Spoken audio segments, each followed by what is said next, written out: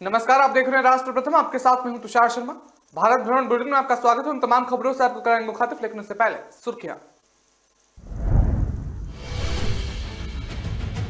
बल्ले पर don Bradman की फोटो होनी चाहिए ताकि रन बना सके। केजरीवाल के लक्ष्मी गणेश वाले बयान पर गौतम गंभीर का तंज।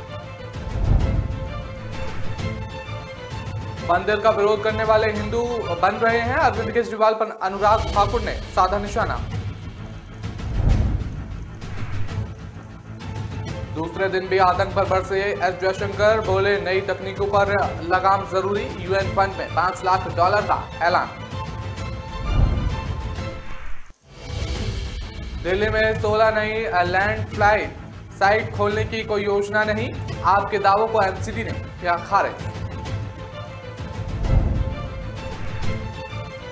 नितिन गडकरी की कोशिश हुई फेल और एक और बड़ा प्रोजेक्ट महाराष्ट्र से उड़कर गुजरात पहुंचा। अब खबरें जानेंगे विस्तार से। आपको बता दें कि दिल्ली के मुख्यमंत्री अरविंद केजरीवाल भारतीय नोटों पर लक्ष्मी गणेश जी की तस्वीरें लगाने वाले बयान के बाद बुरी तरह से विवादों में फंस गए हैं और इसे लेकर बीजेपी आप पार्टी को चौतरफा घेरने की कोशिश कर रही है। बीजेपी के तमाम नेताओं ने उनके इस बयान का मजाक भी बनाया और अब पूर्वी दिल्ली से बीजेपी सांसद गौतम गंभीर ने भी इस पर तंज कसा है। उन्होंने बीजेपी के साथ ही आपको बता दें केजरीवाल पर तंज कसा है और उन्होंने कहा है कि इसी दौरान इस तरह हर बल्लेबाज के बल्ले पर डॉन ब्रैडमैन की फोटो होनी चाहिए ताकि रन बना सके।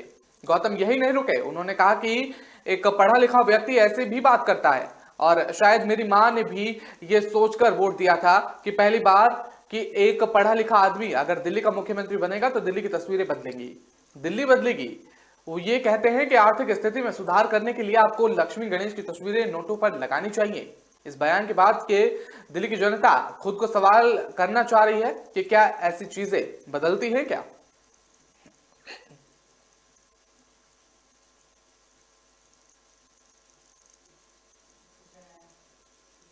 केंद्रीय मंत्री अनुराग ठाकुर ने एक प्रेस वार्ता करते हुए दिल्ली सरकार और सीएम अरविंद केजरीवाल सरकार पर जमकर निशाना साधा। उन्होंने केजरीवाल को फर्जी करार करते हुए कहा कि ये मंदिर का विरोध करने वाले हिंदू बन रहे हैं। अनुराग ठाकुर ने यह सरकार नया प्रोपेगेंडा चलाते हैं और जिससे इनके भ्रष्टाचार पर चर्चा ना हो।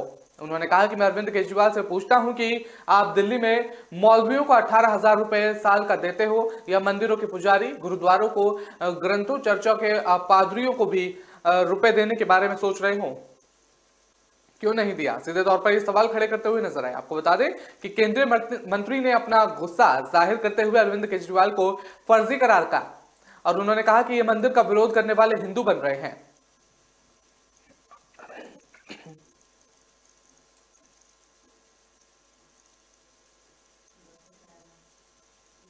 संयुक्त राष्ट्रीय सुरक्षा परिषद की आतंकवाद निरोधक समिति की विशेष बैठक का आज दूसरा दिन है। दिल्ली के ताज पैलेस में ये बैठक जारी है और इस दौरान विदेश मंत्री डॉक्टर एस जयशंकर ने आज फिर से आतंकवाद को लेकर कड़ा रुख अपनाया।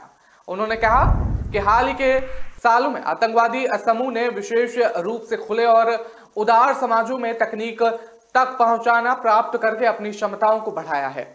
जयशंकर ने कहा कि आतंकवादी स्वतंत्रता, सही गुणता और प्रगति पर हमला करने के लिए खुले समाज की तकनीक है, धन और लोकाचार का उपयोग करते हैं। समाज को अस्थिर करने के उद्देश्य से प्रचार, कट्टरता और षड्यंत्र के सिद्धांतों को फैलाने के लिए इंटरनेट और सोशल मीडिया प्लेटफॉर्म आतंकवादियों और आतंकवाद समूह को टूल किट में शक्तिशाली उपकरण बनाए गए हैं। उन्होंने कहा कि सीटीएस के इस विशेष बैठक के लिए आज दिल्ली में आप सबकी उपस्थिति यहां पर हुई है, जो कि यूएनएससी के सदस्य और सदस्य देशों के आतंकवाद के महत्वपूर्ण और उभरते हुए पहलुओं पर ध्यान केंद्रित करने की दर्शाते हैं। और आतंकवाद मानवता के ऊपर सबसे बड़े खतरों में एक है और यूएनएससी ने पिछले 2 दशकों से आतंकवाद जैसे खतरे से निपटने के लिए मुख्य रूप से आतंकवाद विरोधी प्रतिबंध व्यवस्था के आसपास निर्मित एक महत्वपूर्ण वास्तुकला विकसित की है। जयशंकर ने कहा कि भारत का सपना अनुभव बताता है और बता दें कि 2008 में मुंबई आतंकी गुटों ने अपने वीओआईपी तकनीक का इस्तेमाल किया था। वहीं हाल ही में दिनों में ये आतंकी गुट सीमा पर से ड्रग्स, हथियार भेजने और आतंकी हमलों को अंजाम देने के लिए ड्रोन, क्वाडकॉप्टर का इस्तेमाल कर रहे हैं। नई तकनीकों के आतंकी इस्तेमाल को रोकने के लिए जल्द कदम उठाए जाने की जरूरत है। इसके लिए संयुक्त राष्ट्र सुरक्षा परिषद का आतंकवाद विरोधक तंत्र को मजबूत करना जरूरी है। उन्होंने कहा कि भारत इसके लिए अपनी तरफ से यूएन फंड में $5 लाख की आर्थिक योगदान राशि का ऐलान करता है। पहले दिन हुई इस बैठक में विदेशी मंत्री एस जयशंकर ने आतंकवाद को लेकर अपना रोष जाहिर किया। उन्होंने इस दौरान चीन और पाकिस्तान को आड़े हाथों लिया। उन्होंने कहा कि आतंकवादी अंतरराष्ट्रीय शांति, सुरक्षा और मानवता के लिए गंभीर खतरा है। बता दें कि पीड़ितों का नुकसान अतुल्य है और हम आतंकवादी के अपराधियों को न्याय के कटघरे में लाने की कोशिश में लग रहे हैं।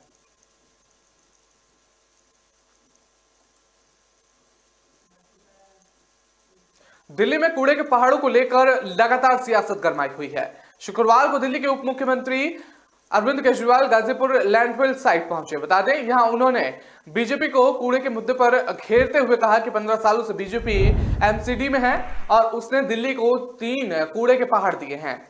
इस मुद्दे पर एमसीडी भी खुलकर सामने आई और बता दें कि एमसीडी की तरफ से प्रेस कॉन्फ्रेंस करके कई बातें स्पष्ट की गई। एमसीडी की प्रेस कॉन्फ्रेंस और इंफॉर्मेशन डायरेक्टरेट अमित कुमार ने म्युनिसिपल सॉलिड वेस्ट और लैंडफिल साइट को लेकर आंकड़ा बताया। कहा, हम लैंडफिल साइट कम करने की कोशिश लगातार कर रहे हैं। ओखला लैंडफिल साइट में कमी आई है। जो कूड़ा वो 1700 टन का था, अब वो कम हो गया है। 16 नई लैंडफिल साइट खोलने की कोई योजना नहीं है, ना कोई जगह चिन्हित की गई है। 3 लैंडफिल साइट है और उनको कम करने और खत्म करने का प्रयास लगातार किया जा रहा है। सालों से दिल्ली वाले कूड़े से पहाड़ देख रहे हैं और हम एमसीडी चुनाव नजदीक हैं, जिसके मद्देनजर सियासत भी तेज हो रही है।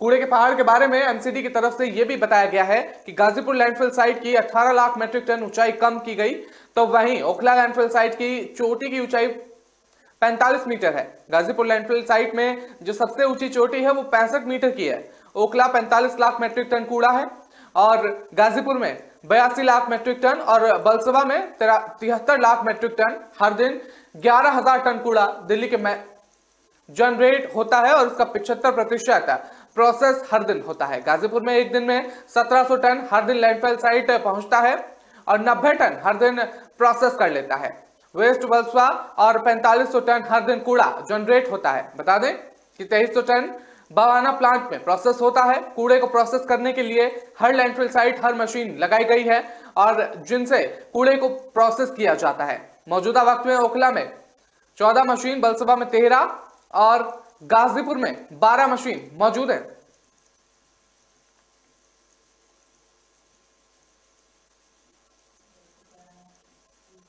केंद्र सरकार की ओर से गुजरात के वडोदरा जिले में 21,935 करोड़ रुपए की टाटा एयरबेस सैन्य परिवहन विमान निर्माण सुविधा की स्थापना की घोषणा की गई। इस घोषणा से लगभग 3 सप्ताह पहले ही केंद्रीय सड़क परिवहन और राजमार्ग मंत्री नितिन गडकरी ने टाटा सन्स के अध्यक्ष नटराजन चंद्रशेखरन को पत्र लिखा था।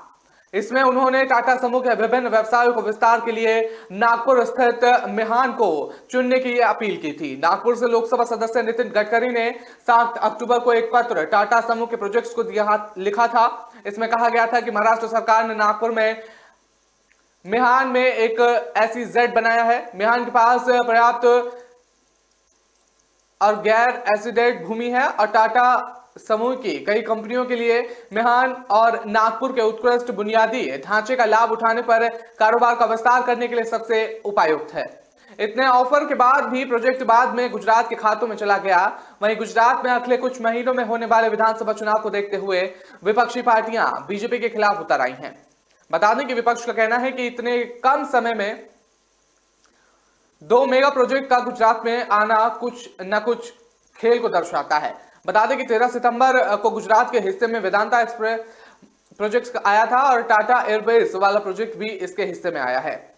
बता दें कि रक्षा सचिव अजय कुमार ने घोषणा की थी कि टाटा एडवांस सिस्टम और airbase defence and space Gujarat के वडोदरा में भारतीय वायुसेना के लिए C995 परिवहन विमान का निर्माण करेंगे। केंद्रीय मंत्रिमंडल ने 8 सितंबर 2021 को 21,935 करोड़ रुपए के निवेश वाली परियोजना को मंजूरी दी थी।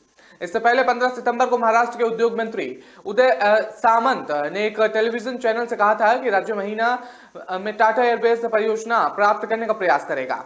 उनका यह बयान वेदांत की ओर से गुजरात के साथ 1,50,000 करोड़ रुपए की सेमीकंडक्टर सुविधा स्थापित करने के लिए एक समझौता ज्ञापन पर हस्ताक्षर करने को 2 दिन बाद आया, जिसमें महाविकास आघाड़ी गठबंधन से आलोचना की जा रही थी।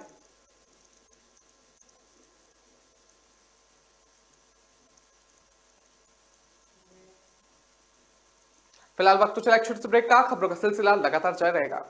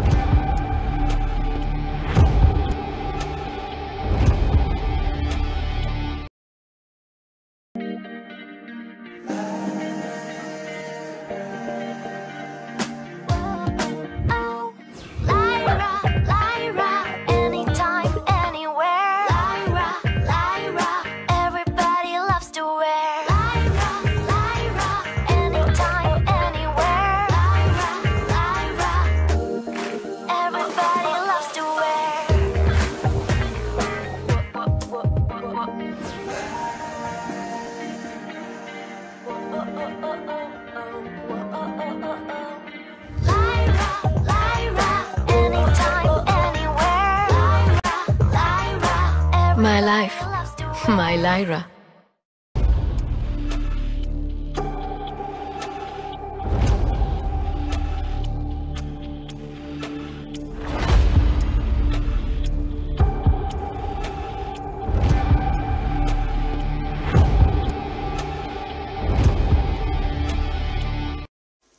ब्रेक के बाद आपका स्वागत है। रुक करते हैं अगली खबर का। आपको बता दें कि उत्तर प्रदेश में माफिया मुख्तार अंसारी पर शिकंजा कसना लगातार जारी है।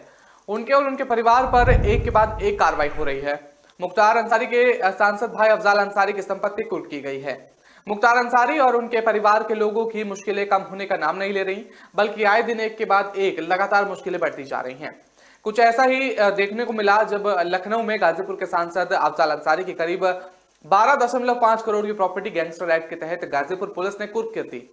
पुलिस अध्यक्ष रोहन पी बोत्रे ने बताया कि माफिया और माफिया राज के खिलाफ लगातार पुलिस की कार्रवाई जारी है। 4 महीने में मुख्तार अंसारी और उनके सहयोगी की करीब 70 करोड़ की संपत्ति जब्त की गई है और आज की कार्रवाई लखनऊ में की गई, जिसकी कीमत 12.5 करोड़ बताई जा रही है। ये प्रॉपर्टी बंगला और जमीन है। ये प्रॉपर्टी अफजाल अंसारी की पत्नी के नाम से दर्ज की गई थी। इनके ऊपर कई आपराधिक मामले दर्ज हैं। उन्होंने बताया कि मुख्तार अंसारी के जितने भी सहयोगी हैं उन्हें चिन्हित किया जा रहा है और आने वाले समय में ऐसे लोगों की अधिक से अधिक संपत्ति जब्त की कार्रवाई की जाएगी। पुलिस ने कहा कि अफजाल अंसारी पर गैंगस्टर एक्ट के तहत कार्रवाई की गई, जिसके तहत उन्होंने अपने संगठित अपराध से अर्जित किए धन से अपनी पत्नी फरहत अंसारी के नाम से भू संपत्ति अर्जित की थी। ये संपत्ति लखनऊ के मोहल्ला डाली बाग बटलरगंज एक्सटेंशन प्लॉट नंबर 14 की बताई जा रही है।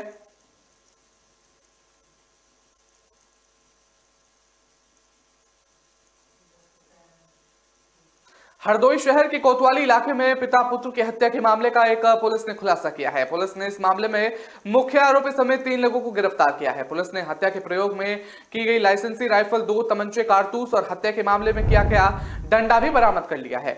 मामूली विवाद के बाद ताबड़तोड़ फायरिंग कर पिता पुत्र को मौत के घाट उतार दिया गया था, जबकि मृतकों के परिजन समेत 3 लोग इसमें घायल बताए जा रहे थे, जिनका इलाज जिला अस्पताल में किया जा रहा है। वहीं इस मामले का खुलासा करते हुए एसपी राजेश द्विवेदी ने बताया कि रात शहर कोतवाली इलाके में भदोजा गांव में शिव कुमार उर्फ बाबू सिंह और उसके बेटे की गोली मारकर हत्या कर दी गई।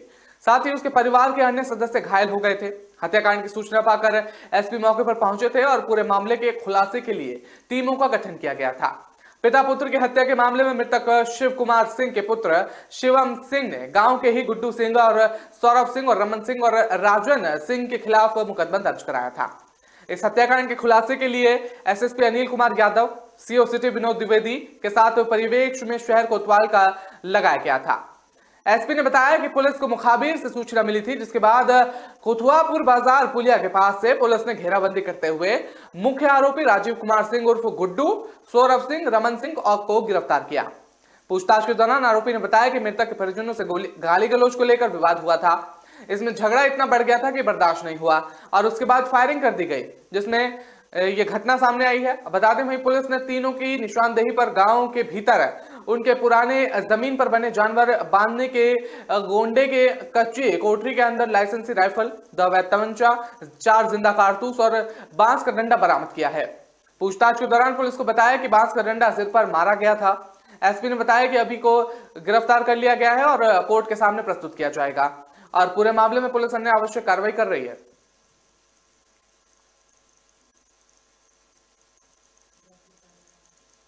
यूपी सरकार के जीरो टॉलरेंस नीति के बावजूद भी घूसखोरों का मामला थमने का नाम नहीं ले रहा। ताजा मामला रायबरेली जनपद का बताया जा रहा है, जहां पर घूस लेते हुए थाने के एक बाबू का वीडियो वायरल हो गया, जिसके बाद पुलिस महकमे में हड़कंप मच गया। वायरल वीडियो की सत्यता की जांच करते हुए पुलिस अध्यक्ष ने तत्काल प्रभाव से बाबू के विरुद्ध मामला दर्ज करने का आदेश दिया। इसके साथ ही उसे जेल भेजने की तैयारी भी विभाग द्वारा की गई और खबर के मुताबिक आरोपी घूसखोर बाबू मस्जिद की बछरवा थाने में उर्दू अनुवादक के पद पर तैनाती थी।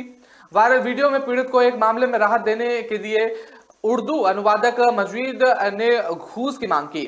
वीडियो में देखा जा सकता है कि पीड़ित ने बाबू को घूस का पैसा दिया, जिसके बाद वो रुपए को गिनते हुए दिखाई दे रहा है। तभी किसी ने उसका वीडियो बना लिया और उसे सोशल मीडिया पर वायरल कर दिया। यह मामला जब पुलिस अध्यक्ष आलोक प्रियदर्शी के सामने आया तो उन्होंने तत्काल कार्रवाई करते हुए मामले की जांच के निर्देश दिए, जिसमें सत्यता पाए जाने के बाद आरोपी बाबू के खिलाफ सुसंगत धाराओं में मामला दर्ज कर लिया और घूसखोरी के इस वीडियो पर पुलिस अध्यक्ष के सख्त तेवर देखकर पुलिस महकमे में हड़कंप मच गया। अध्यक्ष ने केवल निलंबन की कार्रवाई की, बल्कि जीरो टॉलरेंस नीति के तहत आरोपी बाबू के खिलाफ मुकदमा लिखकर जेल भेजने का सख्त निर्देश दिया।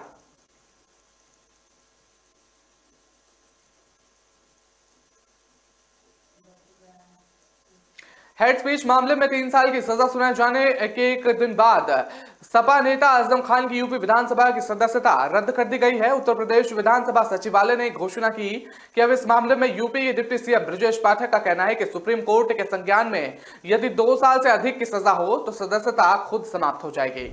उसी अनुक्रम में विधानसभा सचिवालय ने फैसला दिया होगा। हम सबको कानून का पालन करना चाहिए। यूपी में 100% कानून का पालन करने की जिम्मेदारी हमारी सरकार की है। बीजेपी सरकार उत्तर प्रदेश में भ्रष्टाचार और अपराध तक जीरो टॉलरेंस की नीति के तहत काम कर रही है। डिप्टी सीएम ने आगे कहा कि हम हर स्थिति में सूचिता के तहत एक ऐसी सरकार दे रहे हैं जो आम आदमी, गरीब आदमी की सरकार है। जनता का भरोसा दिन प्रतिदिन पीएम मोदी के प्रति बढ़ता जा रहा है।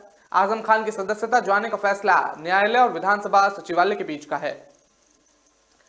वहीं पूर्व काल में जब कोई चुनाव जीत जाता था या कोई चुनाव हार जाता था तो जीतने वाला विधायक जब लखनऊ आता था तो हारने वाला विधायक उसे अपने आप फ्लैट की चाबी सौंप दिया करता था। अपना धोती कुर्ता लेकर अपने गांव क्षेत्र की तरफ प्रस्थान कर दिया करता था। वहीं अब किसी के खिलाफ जब चुनाव लड़ेंगे तो लोग उसे दुश्मनी के तौर पर लेते हैं। मेरा मानना है कि हम सभी को सूचित के साथ अपनी परंपरा, भारत की विरासत को आगे बढ़ाते हुए एक दूसरे का सम्मान करते हुए हेड स्पीच से बचना चाहिए। ऐसे किसी भी शब्द का इस्तेमाल नहीं करना चाहिए जो दूसरों को मानसिक प्रताड़ित करे, सामाजिक विद्वेष फैलाता हो या भाईचारे को भंग करता हो या समाज में दंगा फसाद की नौबत लाता हो। यह फैसला एक उदाहरण के तौर पर होना चाहिए। सबको इससे सीख लेनी चाहिए और अपनी भाषा का इस्तेमाल ऐसे करें कि किसी को बुरा ना लगे।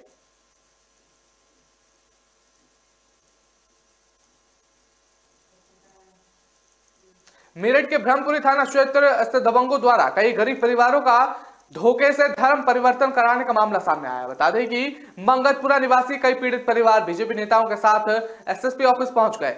यहां उन्होंने दबंगों की शिकायत करते हुए कार्रवाई की मांग की गई है। बीजेपी नेता दीपक शर्मा के साथ मंगतपुरा स्थित झुग्गी झोपड़ियों में रहने वाले कई गरीब परिवार एसएसपी ऑफिस पहुंचे। पीड़ितों ने बताया कि वो सब ठेला चलाकर और मेहनत मजदूरी करके अपने परिवार का पेट पाल रहे हैं।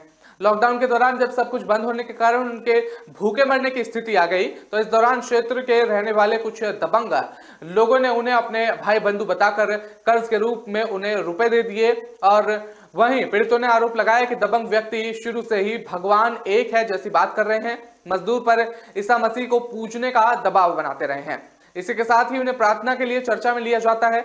और लॉकडाउन खत्म होने के बाद कुछ दिन पहले क्षेत्र के रहने वाले दबंग लोग इन मजदूर परिवारों को दूसरे चर्च में ले जाने लगे और उन पर ईसाई धर्म अपनाने का दबाव बनाया जाने लगा। और क्षेत्र में रहने वाले मजदूरों के मुताबिक दीपावली पर वो अपने घरों में लक्ष्मी पूजन कर रहे थे। इस दौरान दबंगों ने अपने घरों पर हमला बोल दिया और देवी देवताओं की तस्वीरें भी फाड़ डाली। साथ ही उन्हें बताया कि उनका धर्म परिवर्तन हो गया है। मजदूरों का आरोप है कि दबंगों ने धोखे से उनका धर्म परिवर्तन करवाया। बीजेपी नेता दीपक शर्मा ने इस गहरी साजिश बताते हुए कार्रवाई की मांग की है। वही मामला संज्ञान में आने के बाद एसएसपी ने तत्काल जांच और कार्रवाई के आदेश दिए। वहीं पूरे मामले में मुकदमा दर्ज कर पुलिस ने जांच शुरू कर दी है।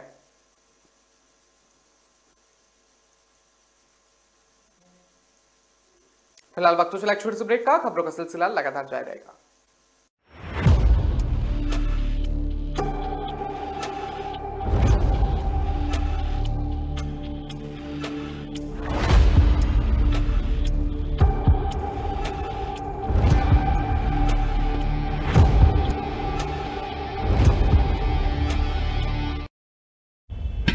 सुनो, तेल वेल सब खत्म हो गया। अरे संडे तो चलाओ यार। संडे क्यों? क्यों संडे? हर काम संडे। चेक करो deal share app. Deal share app पर मिलते हैं इंडिया के सारे टॉप ब्रांड्स और हजारों लोकल ब्रांड्स भी। यहाँ बेस्ट क्वालिटी आइटम्स पर शहर में सबसे सस्ते डील्स पा सकते हैं, वो भी हर घंटे। और तो और free delivery, daily cashback and contest भी। अरे मान गया बाबा, लो अभी ऑर्डर करता हूँ ना।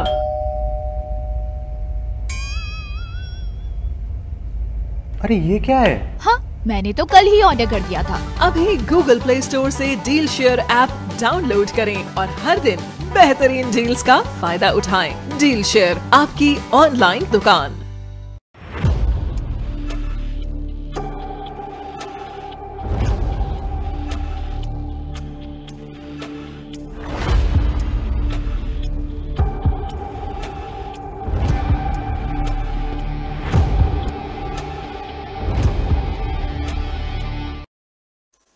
ब्रेक में आपका स्वागत शुरू करते हैं अगली खबर का। आपको बता दें कि मुख्यमंत्री अशोक गहलोत ने सरकारी विभागों में काम कर रहे 1,10,000 से ज्यादा संविदा कर्मियों को नियमित करने का फैसला किया।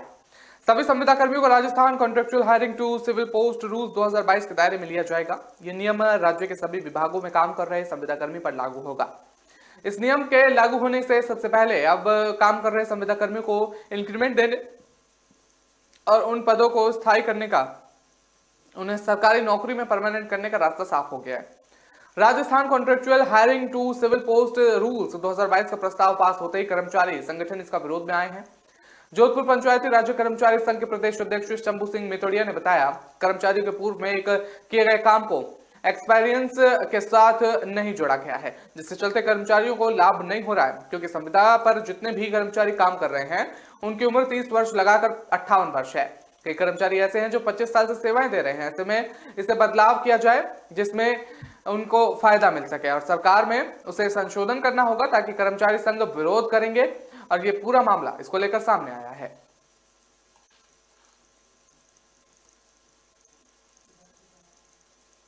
केंद्र को नया अध्यक्ष बनाने के बाद से ही नवनिर्वाचित अध्यक्ष मल्लिकार्जुन खड़गे के सामने कई बड़ी चुनौतियां सामने आई हैं। इसमें सबसे बड़ी चुनौती के रूप में राजस्थान की राजनीति हलचल तेज होती हुई देखी जा रही है। ऐसे में कयास लगाए जा रहे हैं कि अध्यक्ष बनते ही खड़गे राजस्थान को लेकर कोई बड़ा फैसला ले सकते हैं, लेकिन अब जो खबर सामने आ रही है वो इससे पूरी तरह से उल्टी है। सूत्रों ने बताया कि फिलहाल खड़गे अब ऐसा कोई कदम नहीं उठा रहे हैं। इस खबर के बाद से कई तरह के सवाल उठ रहे हैं, जिसमें सबसे बड़ा सवाल यही है कि क्या अशोक गहलोत की कुर्सी पर से खतरा टल गया है। दरअसल कांग्रेस अध्यक्ष पद के चुनाव से पहले जयपुर में जो लोग कुछ हुआ था, उसके बाद अटकलें लगाए जा रहे थे कि अध्यक्ष बनते ही खड़गे कोई बड़ा फैसला लेंगे। अब इन अटकलों पर फिलहाल विराम लग गया है। माना जा रहा है कि खड़गे गहलोत को हटाने के पक्ष में है और बता दें इसका यही मतलब है कि बगावत की रणनीति बनाने वाले अशोक गहलोत को करीबियों पर फिलहाल कार्रवाई करने का कोई इरादा नहीं है।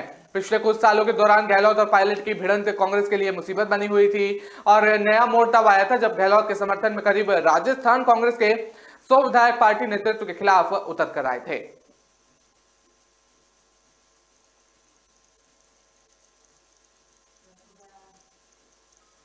बूंदी जिले के बड़ौदिया, ठीकरदा, नैनवा और देई कस्बे में रियायत कॉलोनी परंपरा के तहत बाबा खान से भैरू की सवारी निकाली गई और सवारी में हजारों की तादाद भक्तों में जमावड़ा लगा रहा। इस दौरान कलाकारों ने अपने बेहतरीन करतब भी दिखाए।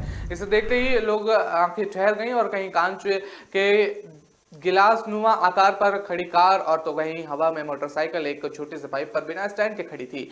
यही नहीं, कई आश्चर्यचकित करने वाले कारनामे यहाँ देखने को मिले और रियायत कॉल से जई कस्बे में भाई दूज के बिना बाबा घास भैरू की सवारी निकाली जाती है। इसके बाद घास भैरू के थानक से पूजा अर्चना के बाद सवारी शुरू हुई।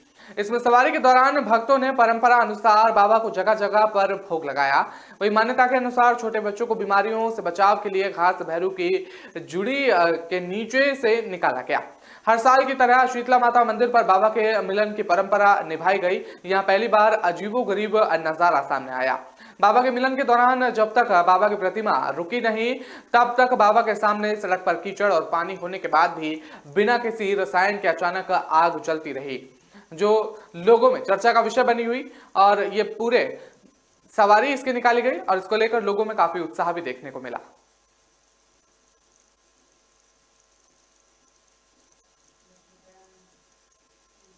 राष्ट्रीय मुकुंदरा हिल्स बाघ अभ्यारण्य में जल्द ही बाघ की दहाड़ सुनाई देगी और जंगल आबाद होगा। लंबे समय से राजस्थान में कोटा के मुकुंदरा टाइगर रिजर्व को बाघ की तलाश है। बाघ को कोटा लाने के लिए वन फॉरेस्ट की ओर से तैयारी कर ली गई है। और बता दें कि गत 17 अक्टूबर को मुकुंदरा में बाघ आने की पूरी संभावना थी, लेकिन अंतिम समय में स्थानीय विधायक दानिश अबरार से हस्तक्षेप के चलते मामला टल गया था। उसके बाद विधायक दानिश अबरार ने सीसीएफ कार्यालय पर धरना देकर विरोध प्रदर्शन किया था, जिसके बाद सीसीएफ के खिलाफ अभ्यर्थित भाषण देने के सार्वजनिक रूप में विधायक को माफी मांगनी पड़ी थी। विधायक दानिश अबरार और सीसीएफ फील्ड डायरेक्टर सेडूराम यादव के बीच काफी नोकझोंक भी हुई थी। इस घटनाक्रम की रिपोर्ट राज्य सरकार के स्तर पर जाने के बाद सरकार ने मुकुंदरा में बाघ भेजने का आदेश फिर से जारी कर दिया था। इसके बाद वन विभाग की ओर से दोबारा डायरेक्टर्स की 3 सदस्यीय कमेटी में टीम को गठित कर दिया गया, जिसके बाद बाघ और टीम पर आवश्यक चिकित्सा परीक्षण का मुकदमा के लिए रवाना हुई। तो ये पूरा मामला सामने आया है, जिसके चलते बाघों के आने का जो रुकावट थी वो पैदा हो गई थी प्रदर्शन के चलते।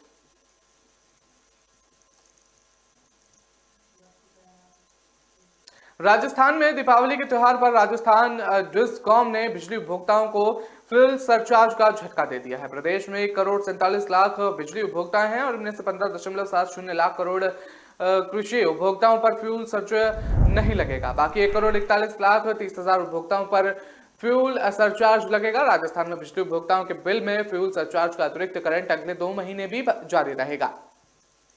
बिजली कंपनियों ने वित्तीय वर्ष 2021-22 की तीसरी तिमाही के लिए कोयला और परिवहन ने अतिरिक्त खर्च का आकलन किया, जिसके चलते उपभोक्ताओं पर प्रति यूनिट 21 पैसे की रिकवरी निकाली गई। दरअसल हर साल तीनों डिस्कॉम के पावर परचेज समेत अन्य खर्च की गणना के बाद राजस्थान विद्युत विनियामक आयोग उपभोक्ताओं की बिजली दर तय करता है। इसमें आयोग फिक्स कॉस्ट के साथ ही वेरिएबल कॉस्ट के रूप में बिजली दर निर्धारित करता है। वेरिएबल कॉस्ट कोयला, डीजल और परिवहन के खर्चे के अनुसार ऊपर नीचे होती रहती है, जिसकी वसूली उपभोक्ताओं से करने का प्रावधान नियमों में है।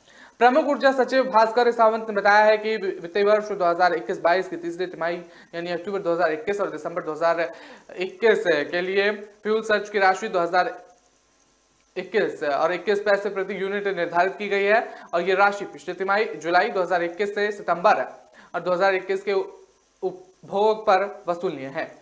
प्रमुख ऊर्जा सचिव भास्कर सावंत ने बताया है कि उपभोक्ताओं पर आने वाले भार को देखते हुए फ्यूल सरचार्ज राशि को 2 समान किस्तों में नवंबर और दिसंबर महीने में 2022 के बिजली बिलों के माध्यम से वसूल किया जाना प्रस्तावित है और कृषि श्रेणी में लगने वाले फ्यूल सर्च की राशि को राज्य सरकार द्वारा अनुदान के रूप में वहन किया जाएगा। सावंत ने यह भी साफ कर दिया है कि विद्युत विनियामक आयोग के निर्देश अनुसार फ्यूल सरचार्ज की गणना को स्वतंत्र ऑडिट द्वारा वेरिफिकेशन के पश्चात ही लागू किया जाता है।